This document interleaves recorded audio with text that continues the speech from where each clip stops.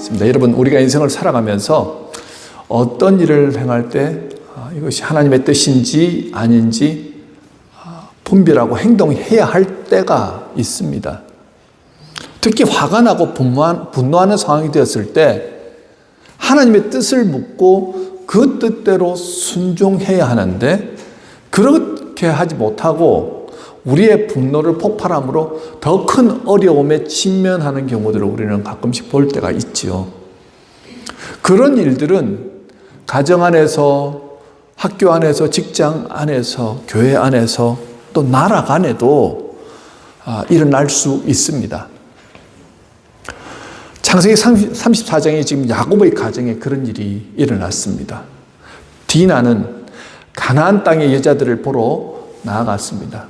이 세겜이라는 곳이 조금 발전한 도심지 같은 곳이었어요. 우리로 얘기하면 시골에 있는 면 정도 되는 그런 도시였던 것 같아요. 그래, 바단 아람의 목초지에서 자란, 또 오빠들 11명의 오빠들이잖아요. 오빠들 아래에서 자란 이 디나, 유일한 외동딸인데요. 야곱의 딸이죠. 이 딸이 가나안 그 문화에 혹 하고 빠진 거예요. 가서 보니까 얘네들이 이쁘게 치장을 했습니다. 이렇게 옷도 이쁘고, 머리 한 것도 이쁘고, 그런 문화에 이제 심취하게 되는 거예요. 그리고 지금 오늘 본문을 보면은 한 번 간 것 같지만 쭉 이렇게 보면요. 한 번 가서 그렇게 된 게 아니라 그곳에서 친구도 사귀고, 그러면서 그 문화에 젖어 있던 상황이었습니다. 이미 세겜에 도착해가지고 한 10여 년의 삶을 살던 때였기 때문에 이런 일이 갑작스럽게 일어난 게 아니고, 그곳에 있으면서 그 문화에 젖어 있는 상태들하는 거죠. 그곳에서는요, 사실은 성적으로도 좀 문란했던 것 같습니다. 왜 그걸 아냐면, 우리 아브라함이 이삭의 아내, 이제 며느리를 보기 위해 가지고 파단 아람까지 자기의 늙은 종을 보내지 않습니까? 그 이유가 뭡니까? 이곳에서는 우리 며느리를 삼을 수 없다. 그래서 그 먼 곳까지 보내가지고 그래도 그곳은 여기와는 다르다.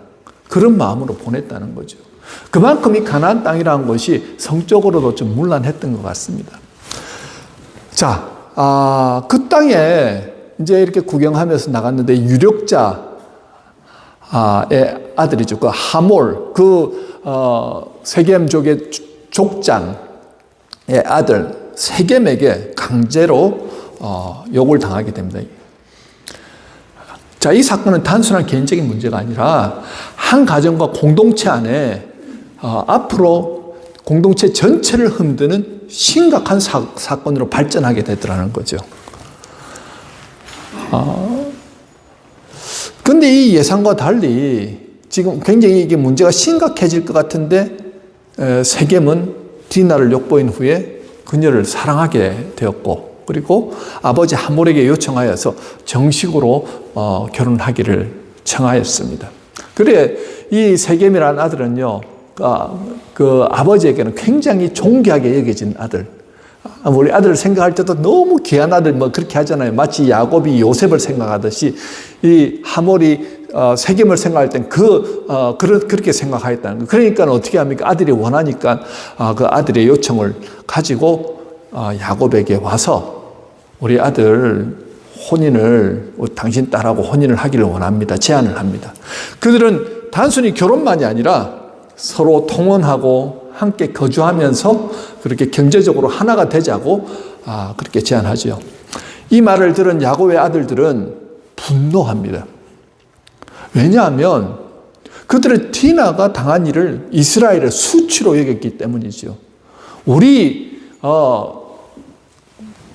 아브라함의 자손들에게 있어서 이런 일은 있어서는 안 될 일이라는 거죠. 우리 조선시대를 생각하시면 됩니다. 조선시대까지 갈 필요도 없어요. 제가 어린 시절에는요, 여인이 이런 일을 당했다, 굉장한 수치로 생각했어요. 우리 어르신들은 다 느끼시죠. 그런데 그 시대에는 이게 더한 수치였다는 것입니다. 이게 소문이 나면요, 다른 곳에 혼인을 할 수도 없고요. 그냥 혼자 살아가는 수밖에 없고, 나중에는 고통 가운데서 그냥 그렇게 버림받다시피 그렇게 살아갈 수밖에 없는 상태가 되더라는 거죠. 자, 그랬기 때문에 분노하고 화를 냈는데 그들은 겉으로 드러난 감정과는 매우 다르게 반응을 하더라는 거죠. 어떻게 얘기를 하냐면요. 우리와 통혼하려면 너희 모든 남자가 할례를 받아야 한다라고 얘기를 합니다. 야곱의 아들들은요, 할례를 결혼의 조건으로 내세우더라는 거지요. 조건이 있는데 너희들 우리처럼 할례를 받아야 돼. 오늘 말씀을 통해서 할례를 사용하여서 자신의 목적을 이루고자 하는 그 야곱의 아들들의 모습을 통해서 하나님의 사람들, 하나님의 자녀인 우리는 어떤 모습으로 살아가고 있는지 또 어떻게 살아야 할지에 대해서 말씀을 전하도록 하겠습니다. 첫 번째는요, 우리가 살펴봐야 될 게 18절에서 24절의 내용인데 거룩한 것을 이용하는 죄에 대해서 살펴보도록 하겠습니다. 18절에 그들의 말을 하몰과 그의 아들 세겜이 좋게 여김으로 말합니다. 야곱의 아들들이 그 제안한 조건, 즉 할례를 받으면 혼인을 허락하겠다라는 말을 하몰과 세겜이 좋게 받아들였다는 거예요. 여기서 중요한 것은 그들이 그 말을 진심으로 믿었다는 것입니다. 할례만 받아주면 혼인시켜주겠다는 걸 믿었다는 거예요. 이미 이 제안은 속임수지요. 겉으로 평안을 말하지만 속에는 복수의 칼을 갈고 있는 것입니다. 19절에 그 소년이 그 일을 지체하지 아니하였으니 이는 그가 야곱의 딸을 사랑함이라. 세겜은 디나를 사랑한다고 말하면서 즉시 할례 받겠다고 합니다. 그 육체적인 관계를 하고 난 다음에 이렇게 사랑이 극심해졌던 것 같아요. 자, 이 모습을 바라보면 우리가 다윗의 아들 암놈, 첫째 아들이 암놈이에요. 암놈, 발음이 조금 이상한데, 암놈이, 이름도 똑같습니다. 야곱의 야곱이 아니죠. 다윗의 또 다른 딸, 디나. 압살롬의 동생이죠. 그 배다른 자매입니다. 그때 디나가 너무 아름답고 예쁘니까 막 이렇게 마음에 상사병이 걸려가지고 디나만 어머주겠다. 그래서 디나가 이제 병문안을 왔을 때 어떻게 합니까? 육체적으로 폭행을 하죠. 성폭행을 해가지고 그 다음에 갑자기 싫어져가지고 디나를 버리잖아요. 다윗의 아들들 간에 배다른 형제들 사이에 갈등이 생겼는데 그 일로 인하여서 디나가 심각하게 깊은 상처를 받았죠. 그것을 바라보던 오빠 압살롬이 그 분노가 치밀어 오릅니다. 그런데 제1왕자인데 어떻게 지금 말을 못하고 기회만 보고 있다가 어느 순간에 가서 그 압살롬이 암논을 죽이죠.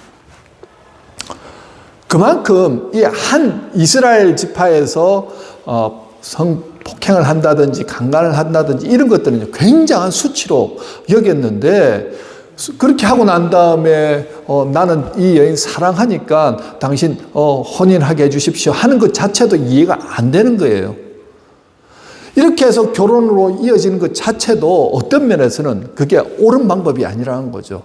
하나님의 백성들은 어떻게 합니까? 우리 조선시대에도 가문 대 가문으로서 철저하게 어떻게 해요? 혼인 전까지는 것을 다 지키게 하잖아요. 그 시간을 귀하게 여기고 그렇게 정제를 지키고 난 다음에 우리가 가문 대 가문으로서 만나자 하는 게 조선시대에도 법이었고 이 당대 이스라엘 백성들 마음 가운데도 그게 법이었다는 거예요. 그렇기 때문에 이렇게 억지로 뭔가 떠밀리듯이 결혼하는 것은 이게 옳지 않다라고 생각하는데 지금 세겜은 가나안 문화에 있더라는 거죠.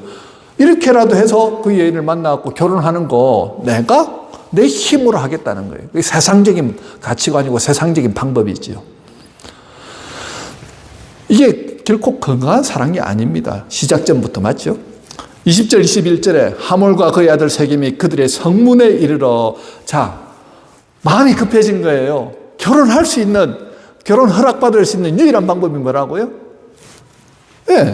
가가지고 할례만 받으면 된다. 그래서 이제 누구를 설득해야 되냐면 우리 부족 사람들을 설득해야 되겠다. 그래서 이 사람들은 우리가 침묵하고 이 땅은 넓어 그들을 용납할 만하니 그들이 여기서 거주하며 매매하게 하고 우리가 그들의 딸들을 아내로 데려오고 우리 딸들도 그들에게 주자. 여기서 하물과 세겜은요, 야곱 가족과의 관계를 경제적 이익으로 그렇게 설득합니다.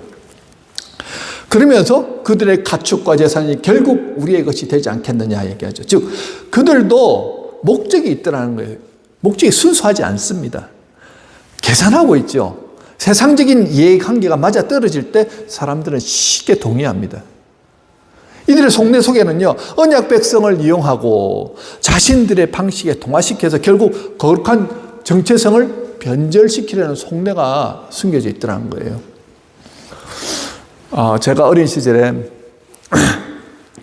우리 고모가 이제 결혼을 하는데 할아버지가 목사님이셨어요. 그 당시에는 더 철저했습니다. 목회자의 딸은 신앙 좋은 남자를 만나는 게 당연히 집안의 룰이죠. 그런데 우리 고모님이 남자를 데려왔는데 너무 잘생기고 참 멋진 분인데 한 가지 유일하게 흠이 있다면 예수를 안 믿는다는 거예요. 예수 안 믿는 사람에게 당연히 할아버지나 할머니가 이 딸을 내어줄 리가 없죠. 그러니까 고모가 설득하는 게 지금부터 당장 교회 다니겠습니다. 서로 사랑하니까요. 그래서 교회를 나갑니다. 한 6개월 정도 다니면서 세례를 받았습니다. 그리고 결혼 승낙을 받았습니다. 그래서 가정을 이루었습니다. 결혼하고 난 다음부터는 고모부가 교회를 안 나가기 시작합니다.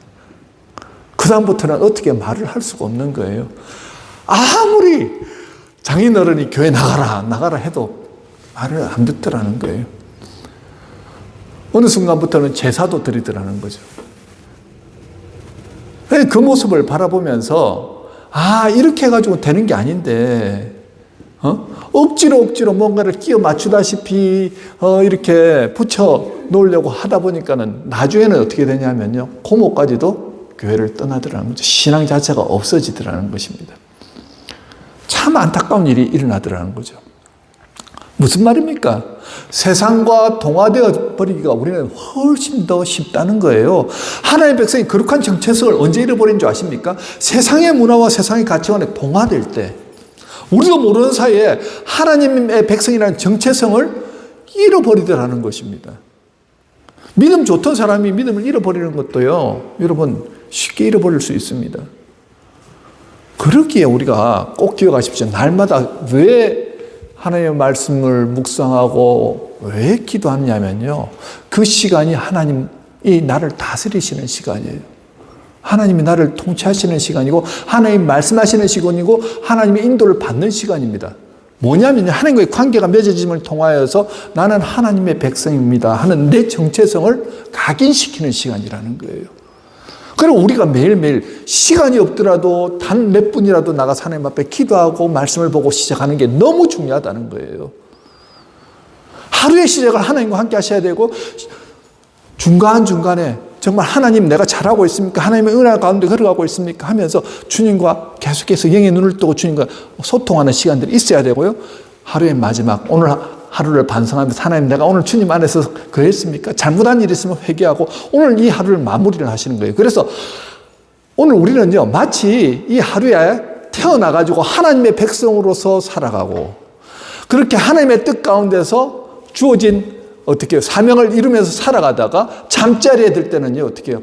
오늘 이 하루 내게 주신 은혜에 감사합니다 하고 그렇게 잠자리에 드는 겁니다. 그러면 이 하루가 어떻게 해요? 하나님께 영광 올려드리는 하루가 되는 거예요. 22절에 그러나 우리 중에 모든 남자가 그들이 할례를 받은 같이 할례를 받아야 그 사람들이 우리와 함께 거주하여 한 민족 되기를 허락할 것이라. 자, 야곱의 아들들은 할례를 요구합니다. 조건은 단 하나, 할례입니다. 맞죠? 겉으로 보면 신앙적으로 옳은 말이죠. 우리 사람들은 할례 안 받은 사람들은 상대 안 합니다. 뭐 사돈이고 뭐고 아무것도 안 됩니다. 아까 말했듯이 우리 기독교인들은 예수 안 믿으면 우리는 아예 결혼 자체가 안 됩니다. 이거하고 마찬가지인 거예요. 신앙적으로는 그게 맞는 말이죠, 당연히. 그런데 무엇이 문제입니까? 의문점 한 가지가 들죠. 그러면 그 사람 한 사람만 할례 받으라고 하면 되잖아요. 세계만 하나만 받으면 되잖아요. 그런데 너희 민족 전체가 다 받으라는 거예요. 여러분, 이게 이해가 됩니까? 누구라도 한 번쯤은 쾌찬하고 의심해 볼 만하잖아요. 오늘 우리가 예배드리는 이 새생명 가족들 있는데요. 여러분 중에 한 분이 지금 이런 상황, 똑같은 상황이 있어가지고 우리 아들이 이 아이 때문에 상사병이 걸려가지고 지금 정말 죽을 지경인데 여러분 좀 도와달라고 우리 남자들 보고 할례만 받으면은 딸을 주겠다고 하는데 우리 아들 한 번만 살려달라고 이렇게 설득한다고 생각해 보십시오. 그럼 여러분 같으면 그래, 아들 죽는다는데 한번 해주지. 과연 그러실 분이 몇 분이나 될까요? 여러분, 할례요. 생살 찢는 거요.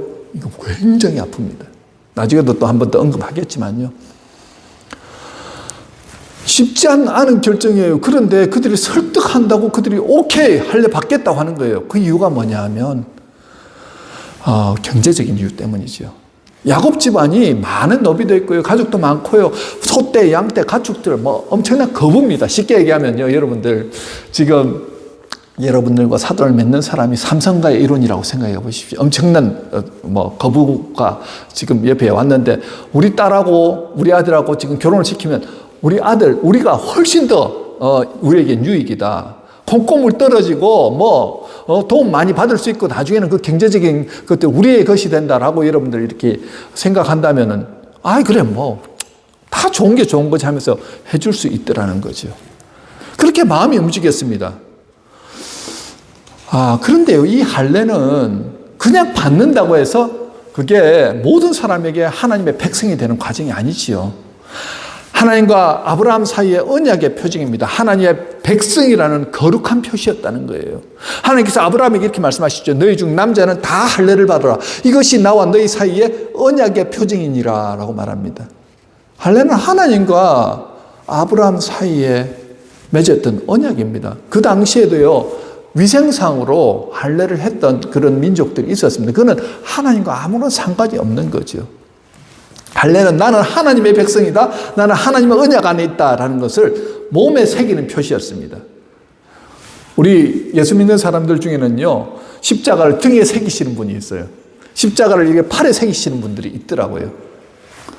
예, 우리가 이렇게 사랑하는 사람의 이렇게 얼굴을 막 새기기도 하고 어떤 모양으로 그리기도 하고 이러잖아요. 몸에다 그렇게 하듯이 십자가를 자기 등에 아니면 팔에 새기면서 나는 하나님의 사람이라 이렇게 새기는 사람이 있죠. 그와 마찬가지로 자기 몸에다가 나는 하나님의 언약 백성이라는 것을 새기더라는 거예요. 그래서 난지 8일 만에 어떻게 해요? 반드시 아이들에게는 이렇게 할례식을 해가지고 하나님의 백성이라는 것을 그렇게 새겨주었습니다. 그 정도로 할례는요, 유대인에게 자신의 정체성을 알려주는 중요한 의식입니다. 제2차 세계대전에 이 생긴 걸 보면요, 유럽 사람들이 다 비슷하게 생겼어요. 그리고 유태인들이라고 해서 이렇게 다 그 팔레스타인 지역에 사는 사람처럼 생긴 게 아니고 다 유럽과 섞여 있기 때문에 비슷하게 생겼잖아요. 그러니까 겉으로 보면 이 사람이 유태인인지 아닌지 모릅니다.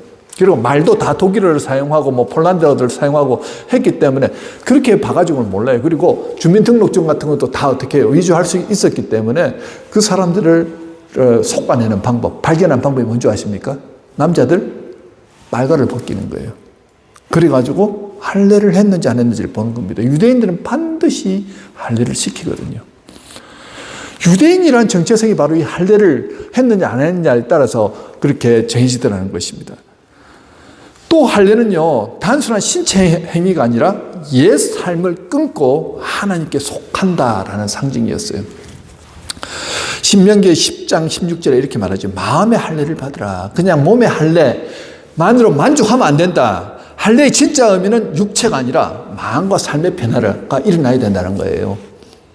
여러분, 이게 참 중요하죠. 십자가를 등에 새기고 그렇게 한다고 해서 삶이 그런 삶을 살지 못하면은요, 의미가 없는 거란 거예요. 반드시 마음과 삶의 변화가 있어야 된다라는 거죠. 그리고 무엇보다 할례는 하나님의 백성 공동체에 들어오는 것을 의미했습니다. 이제는 나는 하나님의 백성이야. 우리는 예수 그리스도의 십자가, 그것을 믿음을 통하여서 하나님의 백성으로 어떻게 해요? 인정받게 됐지요. 자, 그렇다고 한다면 왜 야곱의 아들들은 세겜과 그의 부족 남자들이 할례를 요구했을 거예요? 사실은 할례를 받는다고 해서 하나님의 백성이 되는 게 아니잖아요. 그럼에도 불구하고 그렇게 한 이유가 겉으로 보면 할례 받지 않은 사람들에게 우리 누이를 줄 수 없다. 신앙적으로 맞는 말입니다. 그런데 문제는 동기지요. 야곱의 아들들은 신앙의 원리를 말했지만 그 목적은 결국은 복수였습니다. 할례가 언약의 표징이라는 것을 이용해서요, 상대를 무력화시키는 수단으로 사용한 것입니다. 그들은 할례를 이용해서 그들의 원한을 갚는 도구로 그렇게 삼았다는 거예요. 우리에게 같은 위험이 있습니다. 하나님의 뜻이라고 말하지만 사실은 내 감정일 수 있더라는 거예요. 신앙적인 이유를 말하지만 사실은 내 목적을 이루기 위해 가지고 그것을 수단으로 삼는 경우들이 있더라는 거죠.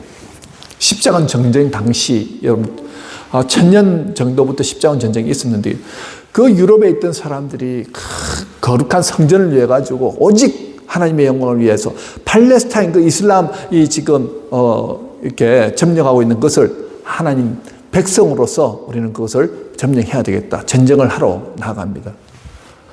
거룩한 의분을 가지고 가다 보니까 배도 고프고 가다 보니까 참 여러 가지로 힘도 들고 하니까요. 가다가 유대인 마을에 들렀는데 저 사람들 유대인이다. 알고는 어떻게 합니까? 예수 그리스도를 죽인 저들을 처단하자. 마치 하나님의 뜻이냐? 가다가 유대인들을 보는 족족이 다 죽이고 말살한 거예요. 그리고 거기에 있던 모든 가축들, 식량들 다 약탈합니다. 그것이 한두 군데가 아닙니다. 지나가는 유대인의 말들을 다 그렇게 점령했다는 거예요. 과연 그것이 하나님의 뜻일까요? 예수님을 죽인 것은 1000년 전의 일이고 그들은 그 벌로서 지금 1000년이라는 동안 지립 방랑하면서 정착하지 못하고 지금 살아가고 있는데 그들을 죽이는 게 하나님의 뜻이라고 하면서 모든 사람을 다 죽이더라는 거죠. 여러분,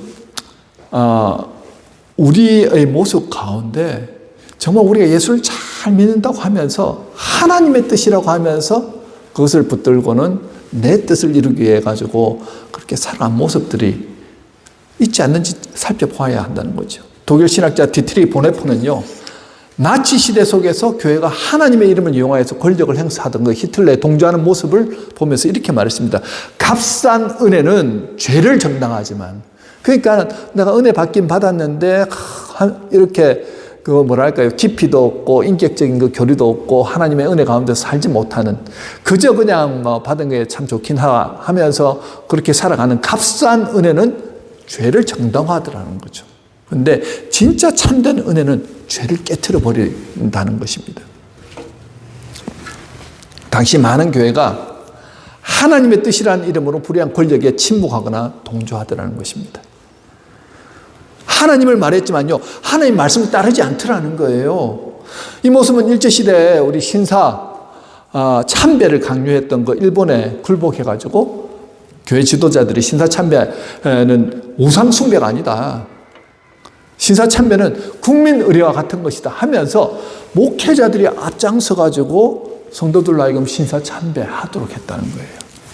왜요? 그러지 않으면 목회자들이 끌려가지고 두들겨 맞거나 아니면은 옥중에서 잡혀가지고 목숨을 잃거나 그러잖아요. 그러니까 이거는 신학적으로 문제가 없습니다. 이거는 국민 의례니까 가서 그냥 한번 절하고 오면 됩니다. 라고 그렇게 가르친 거예요. 그것을 반해가지고 그건 옳지 않습니다. 이건 하나님 뜻이 아닙니다 하면서 교회에서 설교하고 그렇게 이끌었던 목사님들은 다 어떻게 됩니까? 감옥에 가거나 두들겨 맞거나 아니면 순교하더라는 거죠. 여러분, 오늘을 살아가는 우리의 모습도 똑같은 위험 속에 있습니다. 하나님의 말씀을 이용해서 이 정도는 괜찮다 해도 괜찮다. 왜? Why not? 우리에게 자유의지를 주셨는데 하면 되지. 라는 거 여러분 있을 수 있잖아요. 하나님의 생각도 이럴 수 있어 라고 내 생각을 하나님의 말씀에 투영해 가지고 강요하거나 강조하는 모습은 있지 않으신지요? 여러분, 하나님의 이름은요, 우리의 목적을 이루기 위한 도구가 아닙니다. 하나님의 말씀은 내 감정을 정당화하기 위한 수단도 아닙니다. 하나님의 것을 이용하는 사람이 아니라 하나님의 뜻을 순종하여서 참된 거룩과 그 은혜가 흘러넘치는 삶을 우리는 살아가야 한다는 거죠. 두 번째, 분노를 정의로 포장하는 죄입니다. 분노를 정의로 포장하는 죄. 25절에서 29절입니다. 자, 25절에 제3일에 아직 그들이 아파할 때 야곱의 두 아들 디나의 오라버니 시므온과 레위가 각기 칼을 가져와서 몰래 그 상급을 기습하여 그 모든 남자를 죽이고. 자, 이 장면은 참으로 참혹합니다. 할례로 인해 고통 중에 있는 사람들, 제가 이제 아까 처음에 할례 받으면 고통스럽다고 했죠. 이게 어느 정도 고통이냐면요, 마치 내 생사를 찢는 듯한 느낌입니다. 그런데 그 당시에는요, 지금처럼 항생제도 없고요, 지금처럼 진통제도, 강하게 듣는 진통제도 없습니다. 그저 살을 째면은요, 그저 살짝 달기만 해도 그냥 막 온몸이 찌릿찌릿 엄청난 고통을 느끼거든요. 그래서 꼼짝 않고 3일 정도는 그냥 누워 있어야 됩니다. 건드리면은 폭발할 정도로 너무너무 고통스럽습니다. 지금 그런 상황 가운데 있을 때 이 둘이 한 일이 뭡니까? 밤에 조용히 가서 그 사람들, 꼼짝 못하는 사람들을 그냥 칼로 살해를 합니다. 남자들 전부를 죽이는 거예요. 한 사람, 세겜 한 사람만 죽였다. 그래도 그게 큰 문제가 될 수 있잖아요. 아니요. 온 그 부족 사람들 전체를 할례하면 혼인해 주겠다라고 그렇게 약속해 놓고는 할례하고 나니까 그 사람들을 죽이더라는 거죠. 이게 여동생을 위한 정의라고 생각했습니다. 이것이 하나님의 뜻이라고 그들은 생각했다는 거예요. 26절에 하물과 세겜을 죽이고 그의 집에서 디나를 구출합니다. 그러나 문제는 그 과정이 너무 폭력적이고 과도합니다. 여러분, 정의를 이루기 위한 행동이 결국 뭐로 변질이 됩니까? 죄로 변질이 되죠. 그런데 그 이후에 야곱의 아들들이 가세합니다. 이제 2명이 가세했다가 나중에는 나머지 아들들이, 9명의 아들들이 가세를 하죠. 그게 9명인지 몇 명인지 모릅니다. 요셉은 너무 어렸기 때문에 요셉이 가담했다, 그 얘기는 나오지 않으니까요. 어쨌든 나머지 아들들도 가담합니다. 27절에 보니까요, 야곱의 여러 아들이 그 시체에 있는 성읍으로 가서 노력하였으니 이는 그들이 그들의 누이를 더럽힌 까닭이라. 처음에는 복수했지만 나중에는 약탈로 이어집니다. 그들은 재산을 빼앗고 여자와 아이들까지 사로잡습니다. 이 장면은 단순한 복수가 아니라 탐욕과 폭력의 확장입니다. 자, 여러분, 분노는 반드시 확장됩니다. 그리고 결국 죄를 낳지요. 심각한 죄를 낳습니다. 처음에는 여동생을 위한 복수였지만 결국은 어디까지 이어지냐면요, 약탈로까지 이어지죠. 현대 심리학에서도 도덕적 정당화라는 개념이 있습니다. 사람은 자신의 잘못된 행동을 옳은 일이라고 포장할 때 더 쉽게 폭력과 죄를 행하게 되죠. 나는 틀리지 않았다. 나는 정의를 행했다. 이 생각이 가장 위험한 죄의 출발점입니다. 여러분, 분노 자체는 우리가 이해될 수 있습니다. 그러나 분노를 행동으로 발산할 때 잘못하면 그것이 심각한 죄로 드러날 수 있다는 거예요. 여러분, 그러기에 화난 일이 일어날 수 있죠. 부부 관계 안에서, 친구 관계 안에서, 그리고 여러 우리 교우들 관계 안에서 살다 보면 화난 일이 일어납니다. 분노를 표출하기 전에 과연 하나님의 뜻은 무엇인가? 여러분, 그 잠깐의 시간에 물어보셔야 됩니다. 그들이 지금 이런 일이 있고 갑자기 지금 행동한 게 아니고요, 생각할 시간적 여유가 있었잖아요. 그때 단 한 번도 하나님 앞에 기도했다, 하나님의 뜻을 구했다, 무엇을 어떻게 해야 될지 하나님 앞에 물어보았다라는 얘기가 성경에 나오지 않습니다. 아예 34장에서는요, 하나님이란 단어 자체가 사라졌습니다. 하나님과 관계없는 일을 그들이 하나님의 뜻인 양 하고 있더라는 거예요. 여러분, 우리가 그렇기 때문에 날마다 하나님의 말씀 앞에서 우리를 비춰보셔야 돼요. 아침에 일어나가지고 말씀을 가지고 묵상하는 이유가요. 이런 일이 있을 때 하나님 앞에 물어보잖아요. 그러면 내가 묵상했던 그 말씀이 하나님께서 우리에게 그 말씀을 통해서 우리에게 말씀하신다는 거예요. 우리가 아침에 하나님의 말씀을 듣고 묵상하고 기도하면서 나아갔는데 이런 일이 발생할 때 잠시 하나님께 물어보는 거예요. 하나님, 제가 어떻게 하면 좋죠? 어떤 마음으로 해야 됩니까? 저 너무 화가 납니다. 분노가 일어납니다. 어떻게 하면 좋겠습니까? 했을 때 하나님은 우리에게 세미한 음성으로 그 말씀이 생각나게 하십니다. 말씀이 임할 때 답이 어떻게 해요? 생기죠. 아, 내가 분노함으로 아니면은 이렇게 살인을 저지른 것은 그 하나님의 뜻이 아니다라는 것을 반드시 말씀하셨겠지요. 그런데 그들의 모습 가운데 전혀 그게 없습니다.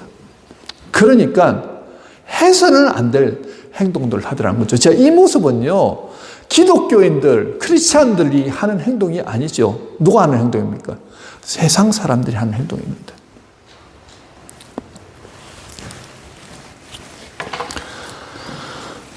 그래서 항상 말씀 앞에서 여러분 서 나가야 됩니다. 주의 말씀은 내 발의 등이요, 내 길에 뭐라고요? 내 길은 뭡니까? 빛이다. 맞죠? 오늘 내가 주님 앞에 나갔을 때 주님, 내가 어떻게 하면 좋겠습니까? 하나님께서 어떻게 해요? 그때마다 말씀으로 우리에게 인도하신다는 거죠. 말씀이 쌓여서 어떻게 우리의 길을 인도할 때는요, 우리가 좌로나 오로나 치우치지 않고 하나님의 은혜 가운데서 하나님의 인도하심을 받으면서 거룩함으로 서 나갈 수 있게 되더라는 것입니다. 자, 세 번째 우리가 살펴봐야 할 것은요, 회개 없는 자기 정당화의 죄에 대해서 살펴보겠습니다. 30절, 31절입니다. 이제 다 왔습니다. 야곱이 시므온과 레위에게 이르되 너희가 내게 화를 끼쳐 나로 하여금 이 땅의 주민 곧 가나안 족속과 브리스 족속에게 악취를 내게 하였도다. 자, 야곱은 이들의 행동을 책망합니다. 그러나 그의 관심은 하나님의 뜻이나 거룩함이 아니라 가문의 안위와 생존과 자기의 안전이더라는 거예요. 지금 보면요, 여기에 나는 수가 적은즉 그들이 모여 나를 치고 나를 죽이리니 그러면 나와 내 집이 멸망하리라.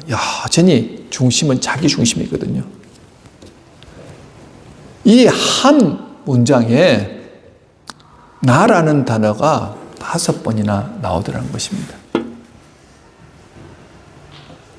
지금 딸이 깊은 상처를 입었는데 디나에 대한 위로와 공감은 전혀 없습니다. 딸이 어떻게 되든지 디나보다 자기 자신이 더 중요한 모습이더라는 거죠. 31절에 그들이 이르되 그가 우리 누이를 창녀같이 대우함이 옳으니까라고 말합니다. 자, 시므온과 레위의 대답이지요. 그들은 전혀 잘못되지 않았다라고 얘기합니다. 오히려 자신을 정당화하죠. 우리가 잘못한 것 아닙니다. 잘못 없습니다.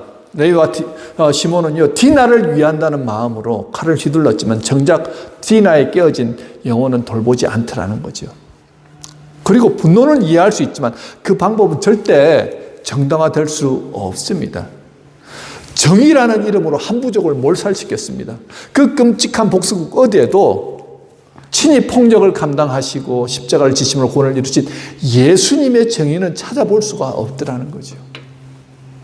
여러분, 진정한 정의는 하나님의 방법으로 이루어져야 한다는 것입니다. 정말 분노할 만한 상황이 있을 때 여러분들 그 분노를 하나님 앞에 내놓으셔야 됩니다. 우리는 생각하죠. 법보단 주먹이 가깝습니다. 먼저 행동하겠습니다. 아니요, 그 행동 한 번 잘못하는 바람에 패가 망신하는 그런 일들이 얼마나 많이 일어나는지 모릅니다. 우리가 그런 실수를 하거나 그런 잘못을 했을 때 하나님 앞에 솔직하게 낱낱이 나의 잘못을 회개하고 내가 잘못했습니다. 내가 실수하였습니다. 나도 인간이라서 연약해서 이렇게 넘어졌습니다라고 솔직하게 고백할 수 있어야 되는데 어떻게 해요? 지금 그들의 모습 가운데는 전혀 잘못한 게 없습니다. 자기 행동이 옳았다고 얘기를 하죠. 영국의 설교자 찰스 스펄전은 이렇게 말합니다. 죄 가운데 가장 위험한 죄는 회개하지 않는 죄이다. 죄를 지은 것보다 더 무서운 것은요, 죄를 인정하지 않는 것이고 끝까지 그 죄를 정당화하는 것이라는 겁니다. 여러분, 제가 예전에 나치 독일의 핵심 인물 중에 한 사람이었던 아이만에 대해서 한번 말씀드린 적이 있는데요. 유대인 학살을 조직적으로 실행한 책임자 아니었습니까?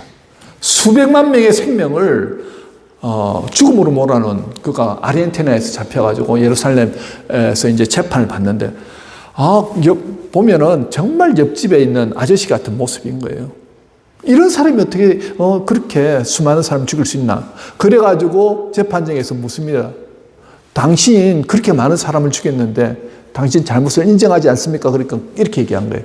나 잘못한 거 전혀 없습니다. 위에서 시켜서 했습니다. 상관이, 군인은 무조건 명령에 복종하는 겁니다. 시켜서 했기 때문에 나는 죄가 없습니다. 자신의 죄를 정당화하더라는 거죠. 회개함도 없습니다. 잘못도 없습니다. 그러면서 전쟁이 끝나고는 숨어서 평범한 아저씨로 살아가더라는 거죠. 여러분, 이게 옳은가요? 600만 명의 고통스러운 울분을 누가 갚아줍니까? 이 모습은 우리의 깊은 질문을 던지죠. 어떻게 이렇게 평범해 보이는 사람이 엄청난 악에 동참할 수 있는가? 그리고 더 나아가 과연 이렇게 회개치 않는 모습으로 서 나갈 수 있는가? 우리의 모습 가운데 혹시라도 우리의 잘못을 듣고 그러면서 정당화하면서 나는 죄가 없다라고 하는 모습이 있다고 한다면 그 모습은요, 하나님이 가장 싫어하는 모습입니다. 언젠가는 반드시 어떻게 해요? 하나님께서 그것을 드러내시는 순간이 있지요. 그렇기 때문에 하나님의 백성들은요, 하나님의 말씀 앞에서 우리가 날마다 어떻게 해요?